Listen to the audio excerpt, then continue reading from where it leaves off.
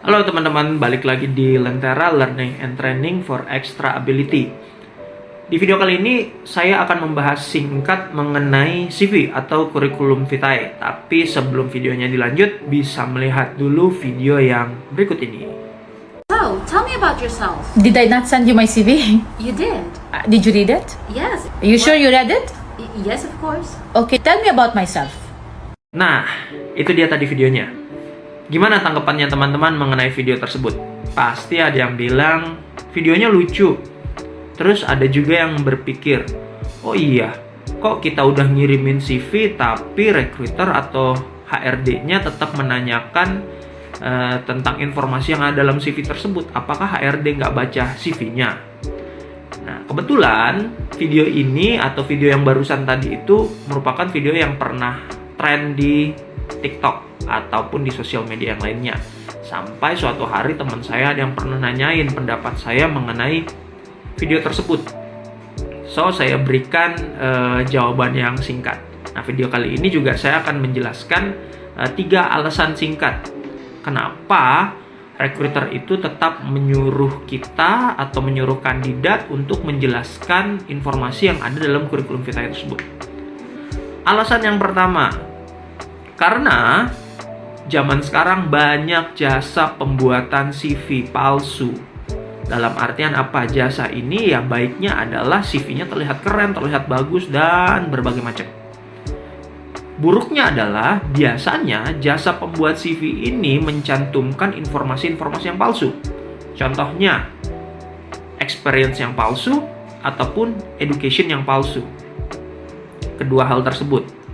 Nah, bisa saja kita nggak punya pengalaman tapi ditulisnya ada pengalaman. Kita bukan lulusan dari sekolah A tapi ditulisnya ya kita lulusan dari sekolah tersebut. Nah, itu dia untuk menghindari sebenarnya penulisan atau informasi yang bersifat palsu. Nah, ini alasan pertama ini beralih ke alasan nomor 2, masih berkesinambungan. Alasan nomor 2 adalah karena kita takut informasi tersebut itu palsu, jadinya kita meminta untuk kandidat menjelaskan kembali informasi yang ada dalam CV-nya tersebut. Apakah relevan yang dia omongkan secara langsung sesuai dengan CV-nya atau tidak? Kalau biasanya ada orang-orang yang membuat CV yang palsu, dia main kirimin aja CV-nya tanpa membaca dulu hasil CV-nya, biasanya nggak sesuai apa yang diomongkan dan juga apa yang tercantum dalam CV-nya. Misalkan pengalamannya 3 tahun sebagai supervisor. Nah, kita bertanya, coba jelasin dong selama jadi supervisor itu kayak gimana sih? Nah, apakah dia bisa menjawab atau tidak? Itu alasan yang kedua. Dan alasan yang ketiga adalah HR itu mau melihat caranya teman-teman berkomunikasi. Atau recruiter ingin melihat cara teman-teman berkomunikasi. Karena apa? Karena the way you communicate itu menunjukkan psikologinya teman-teman seperti apa. Dari caranya kalian berbicara, dari caranya teman-teman berkomunikasi, HR atau recruiter bisa melihat psikologi teman-temannya seperti apa. Apakah teman-teman ini orang yang ambisius, pemalu, emosional, energik, ya, atau afraid, shy, dan lain sebagainya. Nah, itu bisa menjadi indikator penilaian ketika kita melakukan rekrutmen.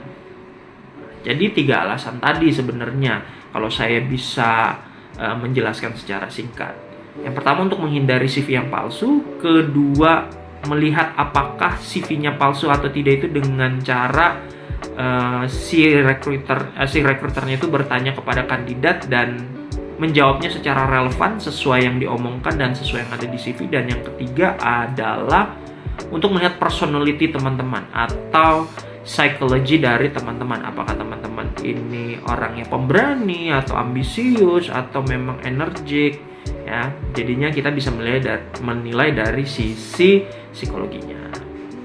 Jadi teman-teman kalau misalkan disuruh menjelaskan kembali CV-nya ketika kita di interview, bukan berarti HR-nya nggak ngebaca CV-nya. Kita ngebaca semua CV-nya, recruiter itu ngebaca semua CV-nya. Tapi kita ingin melihat ketiga hal yang tadi. Ya, jadi jangan langsung skeptis duluan kalau misalkan HR-nya nggak ngebaca CV-nya. Oke, berlatih caranya berkomunikasi supaya bisa menjawab pertanyaan-pertanyaan yang dilontarkan oleh recruiter dengan baik dan benar. Untuk video kali ini sampai di sini aja. Thank you for watching dan sampai jumpa.